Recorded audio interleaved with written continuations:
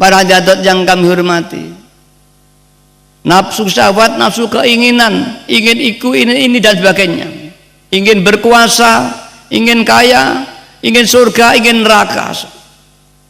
Para hadirat yang kami hormati, nafsu tadi dibagi menjadi 4, yaitu 1 nafsu bahimiyah, nafsu yang perangainya seperti binatang, inginnya, syahwatnya manusia ingin makan, ingin minum, ingin kaya, ingin berkuasa, ingin itu saja. Dia bekerja ingin kaya, dia ibadah ingin masuk surga, ingin selamat neraka. Tidak ada satu tempat pun ingin melakukan perintahnya Allah SWT. Dia ibadah bukan karena perintah Allah, tapi karena ingin surga. Dia belajar karena ingin alim, ingin pandai, bukan karena perintah Allah. Pokoknya Allah sudah tidak ada sejengkal di hati orang yang demikian itu. Itulah gambaran binatang, ayam, kambing. Dan itu kita semua memiliki nafsu ini.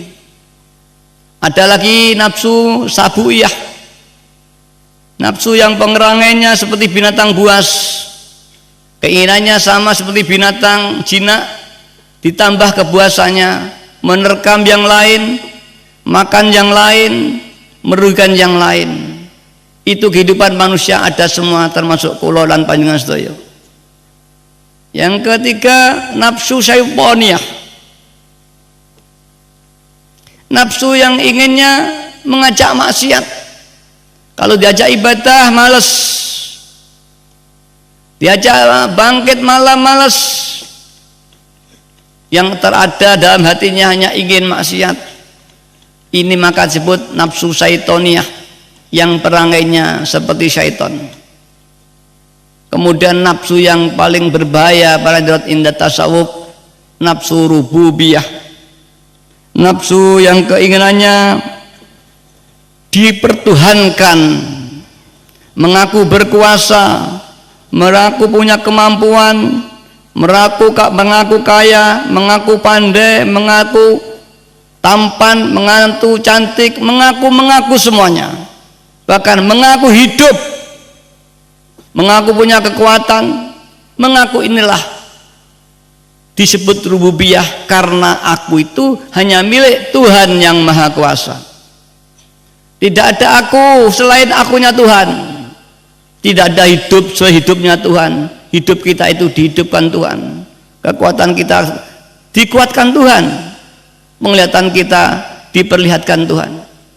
Maka barang siapa yang mengaku aku melihat, aku pandai, itu sama dengan mengaku jadi Tuhan para hadirat. Yang itu adalah syirik khafi, sudah menyekutukan Allah dengan diri kita. 4 perkara inilah anak-anakku hadirin hadirat yang menutupi hati kita, yang kesemuanya disimukan jadi nahwu syahwat dalam diri manusia, yang menutup mata hatinya hingga tidak melihat Allah. Para hadirin hadirat yang kami hormati, para ahli tasawuf menggali jalan bagaimana manusia dekat pada Allah, untuk mengeluarkan nafsu syahwat dari hati kita, untuk menjinakkan supaya nafsu bisa dimanfaatkan untuk mendekat kepada Allah Subhanahu wa taala. Bukan kita dikuasai nafsu, bukan kita ditumpai nafsu, tapi nafsu harus kita tumpai untuk mendekat kepada Allah Subhanahu wa taala. Bagaimana caranya? Mbah Yai menuntun kita.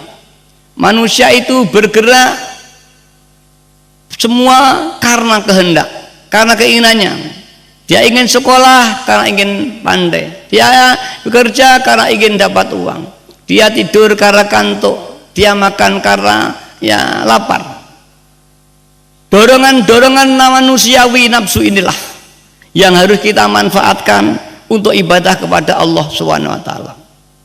Yang mana pada hakikatnya nafsu itu tidak bisa dihapus dalam diri manusia, yang hanya bisa dijinakkan dan dimanfaatkan untuk menuju pada Allah SWT. Masalahnya kita ingin sholat, ingin surga, kita kemudian berwudu. Ketika kita sholat, dirombak hati kita, bukan karena surga, tapi lillahi ta'ala, karena perintah Allah. Kita ingin puasa supaya diijabahi Allah. Kemudian ketika kita mau melihat nama itu semua rutin, kita lillah, tidak karena tujuan kita. Itu namanya nafsu dimanfaatkan untuk mendekat kepada Allah SWT. Jangan kita sholat, di dalam sholat ternyata yang tampak surga dan neraka. Para hadirin yang kami hormati, untuk menghapus ananiyah inilah Mbah Yai memberikan apa yang disebut lillah dan billah. Ananiyah mengaku bisa, harus diberantas dengan billah, yaitu kita melihat, kita mendengar, itu semua yang menggerakkan Allah Subhanahu wa ta'ala. Ini dilatih dalam hati lillah dan billah, lir rasul bir rasul, dilatih senantiasa.